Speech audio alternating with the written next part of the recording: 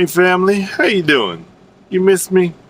I know I haven't posted anything in a minute, but like everybody else, sometimes you go through some stuff. I've gone through the good and the bad, the yin and the yang. Eh, somebody blowing a horn. Well, I have been cooking, and at 6'4", 290 pounds, I've been eating. And I've been filming it too, but I just haven't posted anything lately. So, it's one of them days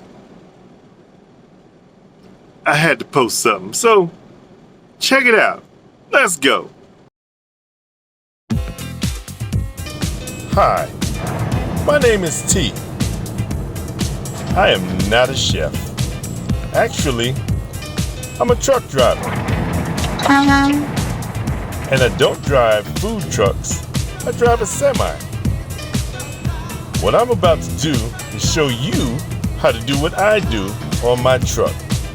Welcome to your favorite new food show, Big Taste in a Small Space with me, T. So to get this started, early this morning, I took out some beef ribs I had. I had some since the Super Bowl. Season them up, a little bit of salt, a little bit of black pepper. I'm not going to do a whole lot, but it's going to be tasty. Some smoked paprika, a little pepperoncino, crushed red pepper, some coriander, a little bit of cumin, little chipotle, some Worcestershire, some soy sauce. Gotta get some more soy sauce. Some sweet soy sauce. That's gonna help it brown. Little chili oil. And little apple cider vinegar. Get that in the bag and toss it up, flip it up, stir it up. Get all your seasonings to blend up. Get the air out. Put in your second bag. We're going to sit that in the refrigerator. So I put that in the refrigerator to marinate for anywhere from 30 minutes to 2-3 days. Since I wanted to make myself feel better, I took 3 live clams, put them in some water. Putting them in the water is going to make them expel their sand. Took out a parsnip and, cut off the ugly end. Everybody got an ugly end. Just take off some of the outer, just like it was a carrot, the outer skin. And, matter of fact, since I said carrot, do the same with a carrot too. Take off that little end, shave it down a little bit. Sometimes I eat the skin too. The skin's not that bad. It's a wonderful thing. Get out your mandolin, shave it down. People, remember, be careful with the mandolins. They're crazy sharp. Shave it down. I wanted them as thin as possible. Get a little vegetable in my dinner. Got me a scallion. And just used a regular knife. Cut the root off. Cut that down. The white, cut it down kind of chunky. And then separately you cut the green. Not going to put them in together. The darker green part you're going to use as the garnish at the end. Had a little bit of jalapeno, so cut some thin slices of jalapeno. Put that on the side.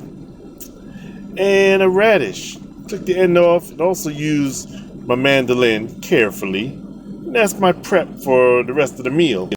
And since I'm showing it all, might as well show you the rice too. Doing my world famous black rice. About 2 cups of black rice. I'm going to put that in a separate Ziploc bag so I can wash it. I know one time I told you I was going to show you all the black starch that comes off this rice, and I really didn't do it. So, what do you say I do it this time? Pour some water in the bag, washy. Open it up, pour it out into another bag. That's just the starchy water. We going to do this probably 2 more times. Zip it up, washy, squishy, tossy-turny. La la la la la. Pour it out. You can already see all that dark starchy water. That's just from the rice.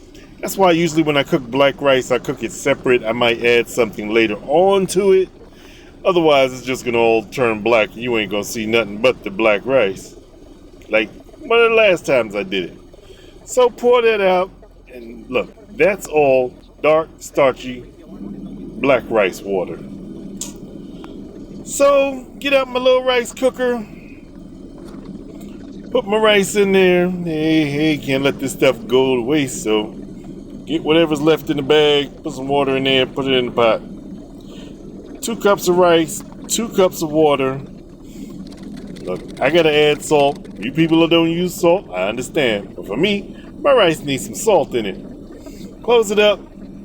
Turn my rice cooker on. It's got a setting for brown rice. Put it there, let it go. Taking my ribs out and pouring the juice into a cup, putting some barbecue sauce in that cup. Ribs not done. They still back in the oven for another half hour. Pour some pepper sauce in there. Stir, stir, stir. I added a little bit of garlic oil. You know me. Gotta have a little punch. And some fresh squeezed orange juice. Try it out. And the sauce got a little thin, so I added just a little more of that barbecue sauce. Try that orange juice out. My father used to do that all the time. It's wonderful. Take the ribs back out. Pour maybe half of this on the ribs. Stick the ribs back in the oven for about 20 minutes. Now let's do something a little special. This is what the clams were for. A couple other things going in there too. I put some curry paste in my crock pot with a little garlic sauce. A little bit of fish sauce. Don't use a lot. That stuff is strong. Little rice wine vinegar. You got the pot up to about medium high. Let that get a little hot. You stir, stir, stir. Don't let my mama down. You gotta stir, stir, stir. Put a little coconut milk in there and let that simmer. Still medium high, not too high, not too low. Let that simmer. Make sure you stir it around. You don't want anything to burn. You don't want anything to stick to the bottom. And you add some of the vegetables that you prepped. The jalapenos, the carrots, you know, the good stuff. Stuff that you want to cook a little bit. You don't put the radish in yet. You don't put the green parts of the scallion in yet. Let that come up to a nice temperature. And taste it. I add a little of my favorite smoked black salt too. I get a little of that smoky flavor for myself. A little more black pepper. Yep. And you see it getting nice and hot. You see it reducing a little bit. And you put your clams in there. I only used 3. I was going to use more. You put the top on because you still have the fire on medium high. Not high, just medium high. You don't want your clams to cook too fast. If you do, they'll get kind of hard and rubbery.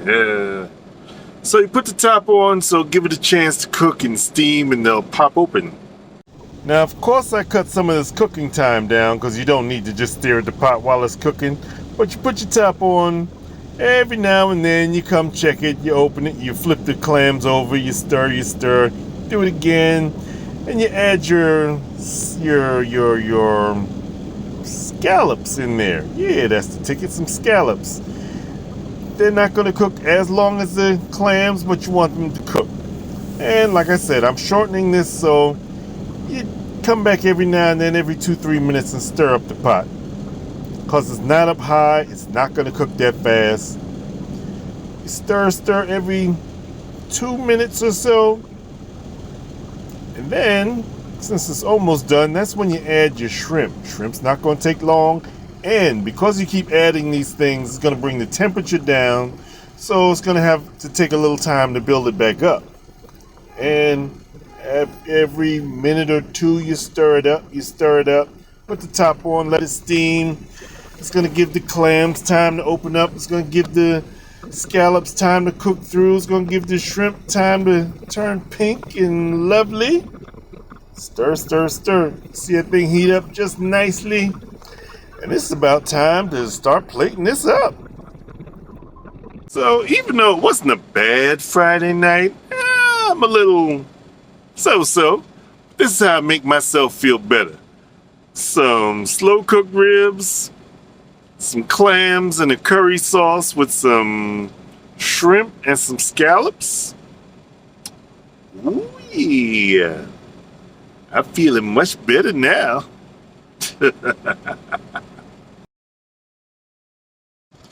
Oh, and I hope you realize that's not my crock pot, that's my wok.